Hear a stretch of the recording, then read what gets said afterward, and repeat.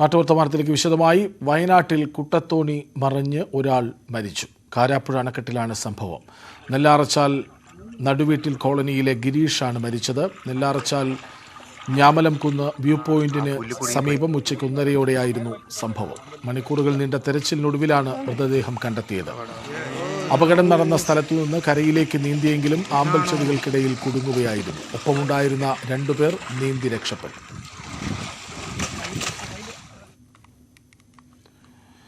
കോതമംഗലത്ത് പെരിയാർ വാലി കനാലിൽ വീണ മൂരിയെ ഫയർഫോഴ്സ് രക്ഷപ്പെടുത്തി. ഇരുമലപ്പടിക്ക് സമീപമാണ് മൂരി കനാലിൽ വീണത്. നാട്ടുകാർ ശ്രമിച്ചിട്ടും മൂരിയെ കരയ്ക്കെത്തിക്കാൻ കഴിയാതിരുന്നതുകൊണ്ടാണ് ഫയർഫോഴ്സിനെ വിളിച്ചത്.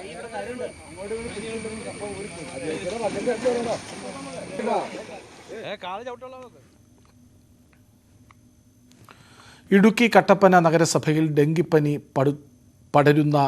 പടർത്തുന്ന കൊതുകുകളുടെ സാന്നിധ്യം കൂടുതലെന്ന് കണ്ടെത്തൽ. ജില്ലാ വെക്ടർ കൺട്രോൾ യൂണിറ്റ് നടത്തിയ പഠനത്തിലാണ് രോഗവാഹികളായ കൊതുകുകൾ കൂടുതലാണെന്ന് വ്യക്തമായത്.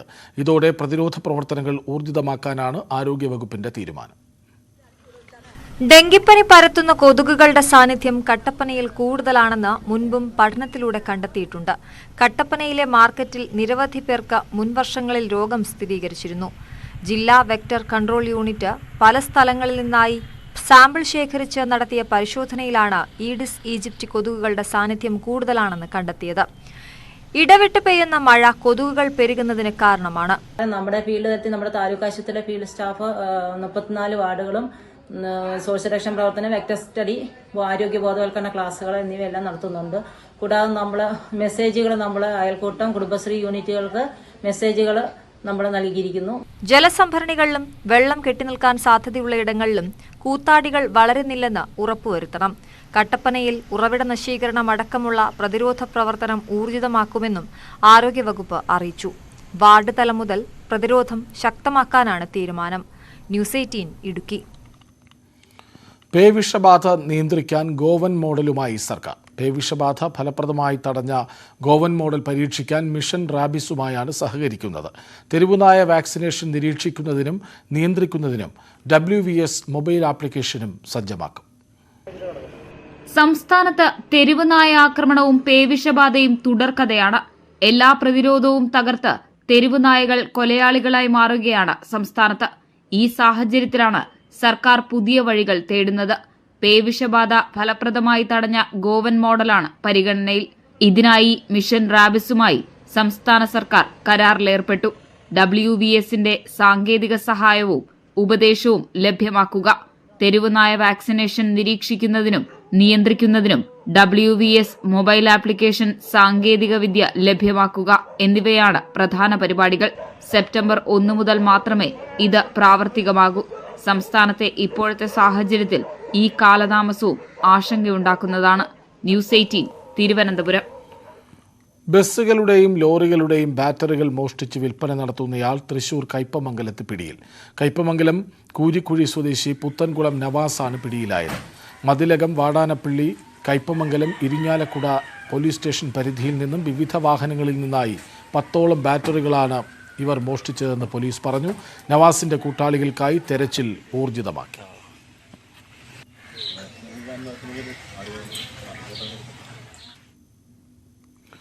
കോഴിക്കോട് വായാട് ഒറ്റയാൻ ഇറങ്ങിയതിനെ തുടർന്ന് വ്യാപക കൃഷിനാശം. ആന ഇറങ്ങിയതോടെ പ്രദേശവാസികൾ കടുത്ത ആശങ്കയിലാണ്. നരിപ്പറ്റ പഞ്ചായത്തിലെ വിലങ്ങാട്, വായാട്, കുറിച്ച് കോളനിയോട് ചേർന്ന കൃഷിയിടത്തിലാണ് പുലർച്ചെ 3 മണിയോടെ വനത്തിൽ നിന്ന് ഒറ്റയാൻ ഇറങ്ങിയത്. പുലർച്ചെ ആനയുടെ അലർച്ച കേട്ടാണ് പ്രദേശവാസി വട്ടക്കുന്നിൽ ജോസഫ് ആന്റണിയും ഉറക്കമുണർന്നത്. ജോസഫ് ആന്റണി പടക്കം പൊട്ടിച്ച് ആനയെ വായാട് വനത്തിലേക്ക് ഓടിക്കുകയായിരുന്നു. രാവിലെ വെള്ളമെടുക്കാൻ പറമ്പിലിറങ്ങിയപ്പോഴാണ് തെങ്ങുകളും വാഴയും റബ്ബറും നശിപ്പിച്ചത് കണ്ടത്. 1 വർഷത്തെ ഇടവേളയ്ക്ക് ശേഷമാണ് ഇന്ന് പുലർച്ചെ വീണ്ടും വായാട് ജനവാസ കേന്ദ്രത്തിൽ ആന ഇറങ്ങിയത്. ഉറക്കമായിരുന്നു. അപ്പം 3 മണിയായപ്പം ആന കാർന്ന പോലെ ഭയങ്കര ഒരു സൗണ്ട് കേട്ടു. അപ്പം ഞങ്ങൾ എഴുന്നേറ്റ് നോക്കുമ്പം ആന ചിഹ്നം വിളിക്കുന്ന അത് കേട്ടപ്പം ഈ അടുത്ത വീട്ടിലെ ഞങ്ങളുടെ ഇവിടുത്തെ പട്ടികൾ ഭയങ്കര കുരയായിരുന്നു. അങ്ങനെ ഞങ്ങൾ 2-3 പടക്കം പൊട്ടിച്ചു. അപ്പം അത് കേട്ടപ്പോൾ ആന വീട് അതിൻ്റെ പോവുക ചെയ്തേ. ഒറ്റയാന പിന്നാലെ മേഖലയിൽ വീണ്ടും ആനകളിറങ്ങുമോ എന്ന ഭീതിയിലാണ് പ്രദേശവാസികൾ. നിരവധി വീടുകളാണ് ഈ മേഖലയിലുള്ളത്. ന്യൂസ് 18 വടകര. തൊടുപുഴയ്ക്കടുത്ത് കുടയത്തൂരിൽ 5 പേരുടെ ജീവനെടുത്ത ഉരുൾപൊട്ടലുണ്ടായ മാളിയേക്കൽ കോളനി നിവാസികൾ മഴക്കാലം എത്തിയതോടെ വീണ്ടും ഭീതിയിലാണ്. പ്രദേശത്തെ കൂറ്റൻ പാറകൾ പൊട്ടിച്ചു നീക്കാത്തതാണ് ആശങ്കയ്ക്ക് കാരണം. ഒരു വർഷത്തിന് ശേഷം അപകട ഭീഷണി ഉയർത്തുന്ന പാറകൾ പൊട്ടിക്കാൻ തുടങ്ങിയെങ്കിലും മഴ ശക്തമാകും മുൻപ് ജോലികൾ തീർക്കാനാകുമോ എന്ന് സംശയമാണ്. കഴിഞ്ഞ ഓഗസ്റ്റ് 30 പുലർച്ചെയാണ് കുടയത്തൂരിൽ നാടിനെ നടുക്കിയ ഉരുൾപൊട്ടലുണ്ടായത്. ദുരന്തത്തിൽ ഒരു കുടുംബത്തിലെ 5 പേർ മരിച്ചു. നിരവധി വീടുകൾ തകർന്നു. കുടയത്തൂർ മലയുടെ മുകളിൽ നിന്നും പൊട്ടിയൊഴുകിയ ഉരുളാണ് ഒരു പ്രദേശത്തെ ആകെ ദുരിതത്തിലാക്കിയത്. അന്ന് ഉരുൾപൊട്ടലിനെ തുടർന്ന് വിണ്ടുകീറിയ കൂറ്റൻ പാറകൾ പൂർണ്ണമായും പൊട്ടിച്ചു നീക്കിയില്ല. മഴക്കാലമായതോടെ 70ഓളം കുടുംബങ്ങൾ താമസിക്കുന്ന മാളിയേക്കൽ കോളനി നിവാസികൾ ഭീതിയിലാണ്. അത് ഏത് നിമിഷം ഉരുണ്ട് വരാൻ ഒരു വേരേലാണ് തട്ടി നിൽക്കുന്നത്. ആ സാധനം ദ്രവിച്ചു കഴിഞ്ഞാൽ ഈ കല്ലിങ് മറിയും. കോളനിക്ക് നടുവിൽ കൂടി ഒഴുകുന്ന തോടിന്റെ ഏറ്റവും മുകളിലായാണ് ഏത് നിമിഷവും താഴേക്ക് പതിക്കും വിധം കൂറ്റൻ പാറകളുള്ളത്. താഴേക്ക് പതിച്ചും അപകട ഭീഷണി ഉയർത്തുന്നതുമായ പാറകൾ പൊട്ടിച്ചു നീക്കണമെന്ന പ്രദേശവാസികളുടെ ആവശ്യത്തിൽ നടപടി വൈകി. എന്നാൽ കഴിഞ്ഞ ദിവസം മഴ പെയ്തു തുടങ്ങിയതോടെ പാറ പൊട്ടിച്ചു നീക്കാൻ തുടങ്ങി. ഏറെ അപകടത്തിലുള്ള പാറ ആദ്യം നീക്കാത്തതിലും നാട്ടുകാർ പ്രതിഷേധമറിയിച്ചു. അന്ന് ഉരുള് പൊട്ടിയ സമയത്ത് താഴെ വന്നിട്ടുള്ള കല്ലുകളാണ് ഇപ്പം നമ്മൾ പ്രാരംഭ നടപടി എന്ന നിലയിൽ പൊട്ടിച്ച് മാറ്റുന്നത്. ഇപ്പം ഒരു ഒരാഴ്ചയ്ക്കുള്ളിൽ പാറയിൽ അപകട ഭീഷണിയായിട്ട് നിൽക്കുന്ന പ്രധാനപ്പെട്ട കല്ലുകൾ നിൽക്കുവാണ്. അത് ഒരു 2 ആഴ്ചയ്ക്കുള്ളിൽ അവർ പൊട്ടിച്ച് മാറ്റുമെന്നാണ് നമ്മളോട് പറഞ്ഞിരിക്കുന്നത്. അതിന്റെ ആദ്യത്തെ വർക്കുകളൊക്കെ തുടങ്ങിയിട്ടുണ്ട്. മലമുകളിൽ കൂറ്റൻ പാറകളുള്ള സ്ഥലത്തേക്ക് ഇതുവരെ തൊഴിലാളികൾ എത്തിയിട്ടില്ല. മഴ കനക്കും മുൻപ് അപകടാവസ്ഥയിലുള്ള പാറകൾ നീക്കണമെന്ന ആവശ്യവും ശക്തമാണ്. ന്യൂസ് 18 ഇടുക്കി. ഇടുക്കിയിൽ റോഡ് വക്കിൽ അപകട ഭീഷണിയായി നിൽക്കുന്ന വൻമരങ്ങൾ വെട്ടിമാറ്റാൻ നടപടിയില്ല. ഇതോടെ 80ഓളം കുടുംബങ്ങളാണ് ഭീതിയിലുള്ളത്. കാഞ്ചിയാർ പഞ്ചായത്തിലെ പേഴുംകണ്ടം അഞ്ചുരുളി റോഡിലാണ് ഏത് സമയവും കടപുഴകി വീഴാവുന്ന വിധത്തിൽ വൻമരങ്ങൾ നിൽക്കുന്നത്. റോഡ് വക്കിൽ അപകടകരമായി നിൽക്കുന്ന മരങ്ങൾ വെട്ടിമാറ്റാത്തത് കാഞ്ചിയാർ പേഴുംകണ്ടം അഞ്ചുരുളി നിവാസികളുടെ ഉറക്കം കെടുത്തുകയാണ്. ഉണങ്ങിയതും ദ്രവിച്ചതും ചിതലരിച്ചതുമായ 7 കൂറ്റൻ മരങ്ങളാണ് അപകട ഭീഷണി ഉയർത്തി റോഡ് വക്കിൽ നിൽക്കുന്നത്. വെട്ടിമാറ്റണമെന്നാവശ്യപ്പെട്ട് നിരവധി തവണ നാട്ടുകാർ പഞ്ചായത്തിനെ സമീപിച്ചെങ്കിലും തീരുമാനമായില്ല. അത് കൈക്ക് പിടിച്ചാൽ വരെ ഒടിഞ്ഞാടി. കാറ്റത്ത് അത് പിള്ളേരും കുട്ടികളും 1ാം ക്ലാസ് മുതൽ 10ാം ക്ലാസ് അതിന് മേളിലോട്ട് പഠിക്കുന്ന പിള്ളേരെ പോകുന്ന ഇതിനെതിരെ അടിയന്തരമായിട്ട് ഇവര് ഇടപെടണം. ഇവര് മാസങ്ങളായിട്ട് സീസണായിരുന്ന മുതൽ പറയുന്നതാണ്. പക്ഷെ ഇവർ അന്ന് ഒന്നും ചെയ്യുന്നില്ല. ഓരോ വകുപ്പ്, ഞങ്ങളുടെ വകുപ്പല്ല, അങ്ങോട്ട് വകുപ്പല്ല, ഞങ്ങൾ കമ്മിറ്റി കൂടിയിട്ടുണ്ട്, പാസ്സായിട്ടുണ്ട്, ഉടനെ വെട്ടും, നാളെ വരാം, ഇങ്ങനെ കളിപ്പിക്കല്ല, ഒന്നും ചെയ്യല. 80ഓളം കുടുംബങ്ങളാണ് ഈ റോഡിലൂടെ സ്ഥിരമായി യാത്ര ചെയ്യുന്നത്. കൂടാതെ അഞ്ചുരുളി വിനോദസഞ്ചാര കേന്ദ്രത്തിലേക്കുള്ള ആയിരക്കണക്കിന് സന്ദർശകരും ദിവസവും ഈ റോഡിലൂടെ എത്തും. മഴക്കാലമായതോടെ ഉണങ്ങി ദ്രവിച്ച കൊമ്പുകൾ വീണ് അപകടങ്ങളും പതിവായി. ജില്ലാ ദുരന്ത നിവാരണ സമിതിയുടെ യോഗത്തിൽ വനം വകുപ്പിനും തദ്ദേശ സ്വയംഭരണ സ്ഥാപനങ്ങൾക്കും ഇക്കാര്യത്തിൽ നിർദ്ദേശം നൽകുമ്പോഴും പലയിടത്തും അപകടകരമായ മരങ്ങൾ വെട്ടിമാറ്റാത്ത സ്ഥിതിയുണ്ട്. ന്യൂസ് 18 ഇടുക്കി. ആലപ്പുഴ മധുര സംസ്ഥാന പാതയിലെ കാഴ്ച മറയ്ക്കുന്ന ഈറ്റക്കാടുകൾ അപകടങ്ങൾക്കിടയാക്കുന്നു. ദിവസവും നിരവധി വാഹനങ്ങൾ കടന്നുപോകുന്ന വഴിയിലെ ഈറ്റക്കാടുകൾ വെട്ടിമാറ്റി യാത്രക്കാരുടെ സുരക്ഷ ഉറപ്പാക്കണമെന്നാണ് ആവശ്യം.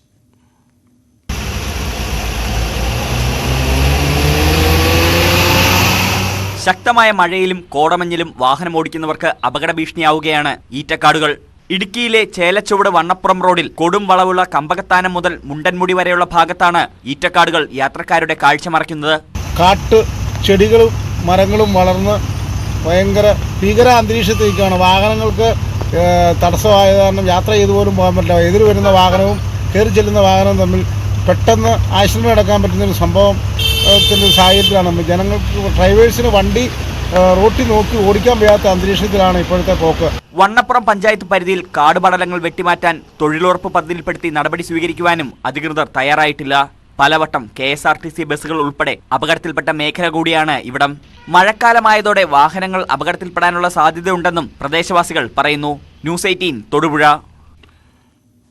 കോഴിക്കോട് വടകരയിൽ ഓവുചാൽ തുറന്നിട്ട് ആഴ്ചകൾ പിന്നിട്ടിട്ടും മാലിന്യം നീക്കിയില്ല. പുതിയ ബസ് സ്റ്റാൻഡ് പരിസരത്തെ ഓവുചാലിൽ നിന്ന് പ്രദേശമാകെ ദുർഗന്ധം പരന്നിരിക്കുകയാണ്. വടകര പുതിയ ബസ് സ്റ്റാൻഡിന് പുറകുവശത്തെ ഓവുചാലുകളാണ് സ്ലാബുകൾ മാറ്റി തുറന്നിട്ടിരിക്കുന്നത്. ഓടയിൽ നിന്ന് ദുർഗന്ധം പരക്കുന്നത് നാട്ടുകാർക്കും വ്യാപാരികൾക്കും യാത്രക്കാർക്കും ഒരുപോലെ ബുദ്ധിമുട്ടാണ്. സ്ലാബ് തുറന്നിട്ട് ആഴ്ചകൾ പിന്നിട്ടിട്ടും മാലിന്യം നീക്കാത്ത നഗരസഭയുടെ നടപടിയിൽ പ്രതിഷേധം ശക്തമാണ്. ഏകദേശം 1 മാസത്തിലധികമായി ഇത് പരാതി കൊടുത്തിട്ടും ഒരു പരിഹാരവും കണ്ടില്ല. അതിനുശേഷം ഇവിടുത്തെ കച്ചവടക്കാരൊക്കെ വിളിച്ചു പറഞ്ഞ അടിസ്ഥാനത്തിൽ ഞാൻ അവിടെ വന്നു നോക്കുന്നത്. വന്നപ്പോൾ വളരെ ഗുരുതരമാണ് അവസ്ഥ. കക്കൂസ് മാലിന്യങ്ങൾ ഉൾപ്പെടെ ഇങ്ങോട്ടേക്ക് ഒഴുകിയെത്തുന്നുണ്ട്. മഴയാണ്. മഴ വന്ന് വെള്ളം കൂടിക്കഴിഞ്ഞാൽ ഇത് മുഴുവൻ പുറത്തേക്ക് ഒഴുകി വലിയ പ്രയാസത്തിലേക്ക് പോവുകയാണ്. അടിയന്തരമായിട്ട് ഇതിൽ ഇടപെട്ട് പരിഹരിച്ചില്ലെങ്കിൽ ഒരു വലിയ രോഗത്തിന് അടിമകളായിട്ട് നമ്മൾ മാറിപ്പോകും. മഴയിൽ മാലിന്യം പുറത്തേക്ക് ഒഴുകുമെന്ന ആശങ്കയുമുണ്ട്. ഇത് രോഗങ്ങൾക്കും ഇടയാക്കും. ന്യൂസ് 18 വടകര. തൃത്താലയിൽ മയക്കുമരുന്നായ മെറ്റാഫിത്തമിനും കഞ്ചാവുമായി യുവാക്കൾ പിടിയിലായി. ആനക്കര കൂടല്ലൂരിൽ നടത്തിയ പരിശോധനയിലാണ് ബൈക്കിൽ കടത്തുകയായിരുന്ന മെറ്റാഫിത്തമിനുമായി തലക്കശ്ശേരി സ്വദേശി വിഷ്ണു പിടിയിലായത്. കൂട്ടക്കടവിൽ നിന്ന് കഞ്ചാവുമായി കൂടല്ലൂർ സ്വദേശി മണികണ്ഠനാണ് അറസ്റ്റിലായത്. പൊറോട്ട നൽകാൻ വൈകിയതിന്റെ പേരിൽ തട്ടുകട നടത്തുന്ന സ്ത്രീയുടെ ദേഹത്ത് തിളച്ച എണ്ണ ഒഴിച്ച കേസിലെ പ്രതികൾ അറസ്റ്റിൽ. കിഴിവിലം സ്വദേശികളായ അജിത്, അനീഷ്, വിനോദ് എന്നിവരാണ് അറസ്റ്റിലായത്. ചിറയൻകീഴ് കുറക്കടയിലെ തട്ടുകടയിൽ ഈ മാസം 14-നായിരുന്നു സംഭവം. പ്രതികൾ തട്ടുകടയിലെത്തിയ സമയത്ത് പാകം ചെയ്തു വെച്ച പൊറോട്ട ഉണ്ടായിരുന്നില്ല. ഉടൻ നൽകാമെന്ന് പറഞ്ഞെങ്കിലും ഇവർ കേട്ടില്ല. തുടർന്ന് വാക്കുതർക്കമുണ്ടാവുകയും തട്ടുകട നടത്തുന്ന ഓമനയുടെ ദേഹത്ത് തിളച്ച എണ്ണ ഒഴിക്കുകയുമായിരുന്നു. ഓമനയുടെ ബന്ധുവിനെ മർദ്ദിക്കുകയും വെട്ടിപ്പരിക്കേൽപ്പിക്കുകയും ചെയ്തിരുന്നു. നിരവധി കേസുകളിലെ പ്രതികളാണ് പിടിയിലായവർ. മറ്റു വാർത്തകളിലേക്ക്. മത്സ്യബന്ധനത്തിനിടെ മത്സ്യത്തൊഴിലാളി കുഴഞ്ഞു വീണ് മരിച്ചു. വടകര സ്വദേശി തെക്കത്തിൻ്റെ വിട സലീമാണ് മരിച്ചത്. 47 വയസ്സായിരുന്നു. രാവിലെ 9 മണിയോടെയാണ് ബോട്ടിൽ മത്സ്യബന്ധനത്തിനായി കടലിൽ പോയത്. കുഴഞ്ഞു വീണതോടെ സഹപ്രവർത്തകർ അറിയിച്ചതിനെ തുടർന്ന് മറ്റൊരു ബോട്ടെത്തി വടകരയിലെ സ്വകാര്യ ആശുപത്രിയിൽ എത്തിച്ചെങ്കിലും രക്ഷപ്പെടുത്താനായില്ല. കട്ടപ്പന കോവിൽമല സ്വദേശിനിയിൽ നിന്ന് സിനിമാ മേഖലയിൽ ജോലിയും വീടും വയ്ക്കാൻ സഹായവും വാഗ്ദാനം ചെയ്ത് ലക്ഷങ്ങൾ തട്ടിയെടുത്തയാളെ പോലീസ് പിടികൂടി. തിരുവനന്തപുരം തോന്നയ്ക്കൽ താറാവിള വീട്ടിൽ സുരേഷ് കുമാറാണ് പിടിയിലായത്. പണം നൽകി മാസങ്ങൾ കാത്തിരുന്നിട്ടും ജോലിയോ വീടിന് സഹായമോ ലഭിക്കാതെ വന്നപ്പോൾ യുവതി പോലീസിൽ പരാതി നൽകുകയായിരുന്നു. പാറശാല, പോത്തൻകോട്, തൃശൂർ, എറണാകുളം എന്നിവിടങ്ങളിലും സുരേഷ് കുമാർ സമാനമായ തട്ടിപ്പുകൾ നടത്തിയിട്ടുണ്ടെന്ന് പോലീസ് പറഞ്ഞു. കൊട്ടാരക്കര തലച്ചിറ ഈസ്റ്റ് വാർഡിൽ പ്രതിഭാസംഗമവും പഠനോപകരണ വിതരണവും സംഘടിപ്പിച്ചു. CPM Kunnicode area secretary S. Muhammad Aslam പരിപാടി ഉദ്ഘാടനം ചെയ്തു. സിവിൽ സർവീസ് പരീക്ഷയിൽ റാങ്ക് ജേതാവ് നിഹാല ഷെരീഫിനെ ആദരിച്ചു. തുടർന്ന് SSLC, +2 തലങ്ങളിൽ മികച്ച വിജയം നേടിയവരെ അനുമോദിച്ചു. കലാപരിപാടികളും നടന്നു. പ്രാദേശികമായി മഴയുടെ തോതും അന്തരീക്ഷ താപവും ഉൾപ്പെടെ അറിയാൻ സഹായിക്കുന്നതാണ് വിദ്യാലയങ്ങളോടനുബന്ധിച്ചുള്ള കാലാവസ്ഥാ നിലയങ്ങൾ. കാസർഗോഡ് 11 സ്കൂളുകളിലാണ് ഇത്തരം നിലയങ്ങൾ പ്രവർത്തിക്കുന്നത്. Thalangara government vocational higher secondary സ്കൂളിലെ കാലാവസ്ഥാ നിലയമാണിത്. ഇവിടെ മഴയുടെ അളവെടുക്കുകയാണ് കുട്ടികൾ. പ്രാദേശികമായ കാലാവസ്ഥ എളുപ്പത്തിൽ അറിയാനുള്ള മാർഗമാണ് ഇത്തരം നിലയങ്ങളിൽ ഉള്ളത്. മഴയുടെ തോതളക്കാൻ മഴമാപിനി, അന്തരീക്ഷ താപനില അറിയാൻ തെർമോമീറ്റർ, കാറ്റിന്റെ വേഗത അറിയാൻ കപ്പ് കൗണ്ടർ, അനിമോമീറ്റർ തുടങ്ങിയവയെല്ലാം ഇവിടെയുണ്ട്. കേന്ദ്ര കാലാവസ്ഥാ നിരീക്ഷണ കേന്ദ്രങ്ങളിൽ ഉപയോഗിച്ചു വരുന്ന ശാസ്ത്രീയ ഉപകരണങ്ങളാണ് ഈ സ്കൂൾ കാലാവസ്ഥാ നിലയത്തിലുമുള്ളത്. കുട്ടികളെ അല്ലെങ്കിൽ വരുന്നൊരു പുതിയ തലമുറയെ നമുക്ക് ഒരു കാലാവസ്ഥ സാക്ഷരത, ക്ലൈമറ്റ് ലിറ്ററേറ്റ് ആക്കുക എന്നുള്ളതാണ് ഇതിൻ്റെ പ്രധാനപ്പെട്ട ലക്ഷ്യം. അത് സമൂഹത്തിനെ കൂടെ ഉപകരിക്കുന്ന രീതിയിൽ നമ്മുടെ വിദ്യാർത്ഥികൾക്ക്, പൊതുവിദ്യാഭ്യാസ മേഖലയിൽ പഠിക്കുന്ന കുട്ടികൾക്ക് അത് ഉപകാരപ്പെടണം എന്ന രീതിയിലാണ് സംസ്ഥാന ഗവൺമെൻറ് ഇത്തരമൊരു കാലാവസ്ഥാ നിരീക്ഷണ കേന്ദ്രങ്ങൾ സ്കൂളുകളിൽ സ്ഥാപിച്ചിരിക്കുന്നത്. ഓരോ സ്കൂളിലും പ്രത്യേക പരിശീലനം നേടിയ വിദ്യാർത്ഥികൾക്കാണ് കാലാവസ്ഥാ നിലയങ്ങളുടെ ചുമതല. അന്തരീക്ഷത്തിലുണ്ടാകുന്ന മാറ്റങ്ങൾ മനസ്സിലാക്കി ദിവസവും ഇവർ കൃത്യമായി രേഖപ്പെടുത്തുന്നു. സമഗ്ര ശിക്ഷ കേരളയാണ് പദ്ധതി നടപ്പാക്കുന്നത്. ന്യൂസ് 18 കാസർഗോഡ്. എറണാകുളം കോതമംഗലം MBITSൽ ഫെയർവെൽ അലുമിനി ഇൻഡക്ഷൻ പ്രോഗ്രാം സംഘടിപ്പിച്ചു. മാർത്തോമ ചെറിയപള്ളി വികാരി ഡോക്ടർ ജോസ് പരത്തുവയലിൽ അധ്യക്ഷത വഹിച്ച യോഗം കോതമംഗലം MLA ആന്റണി ജോൺ ഉദ്ഘാടനം ചെയ്തു. എറണാകുളം ജില്ലാ കളക്ടർ NSK ഉമേഷ് മുഖ്യാതിഥിയായിരുന്നു. College secretary CA Kunjachan Choondattu പ്രഭാഷണം നടത്തി. നിരവധി പേർ ചടങ്ങിൽ പങ്കെടുത്തു. ആദ്യ വിളർച്ചരഹിത പഞ്ചായത്താകാൻ തൃശൂർ മറ്റത്തൂർ ഒരുങ്ങുന്നു. പഞ്ചായത്തിലെ 15-നും 60-നും മധ്യേ പ്രായമുള്ള മുഴുവൻ സ്ത്രീകളിലെയും ഹീമോഗ്ലോബിൻ അളവ് 12-ൽ എത്തിക്കുക എന്ന ലക്ഷ്യത്തോടെ HB12 മറ്റത്തൂർ എന്ന പേരിൽ പദ്ധതിക്ക് രൂപം നൽകി. മറ്റത്തൂരിൽ നടപ്പാക്കിയ ലിംഗസമത്വ പദവി പഠനത്തിന്റെ ഭാഗമായി പഞ്ചായത്തിലെ സ്ത്രീകളിൽ വിളർച്ചാ ലക്ഷണങ്ങൾ കണ്ടെത്തിയിരുന്നു. ശരാശരി വരുമാനമുള്ള കുടുംബങ്ങളിൽ പോലും അനീമിയ മൂലമുള്ള ആരോഗ്യ പ്രശ്നങ്ങൾ ഉള്ളതായാണ് കണ്ടെത്തൽ. ഈ പശ്ചാത്തലത്തിലാണ് പഞ്ചായത്തിലെ മുഴുവൻ സ്ത്രീകളെയും ഉൾപ്പെടുത്തി വിളർച്ച പരിഹരിക്കാനുള്ള പദ്ധതി നടപ്പാക്കുന്നത്. വിളർച്ചയുള്ളവരെ കണ്ടെത്തി ആവശ്യമായ ചികിത്സയും മരുന്നും ഉൾപ്പെടെയുള്ള മാർഗങ്ങൾ HB12 മറ്റത്തൂർ പദ്ധതി വഴി നടത്തും.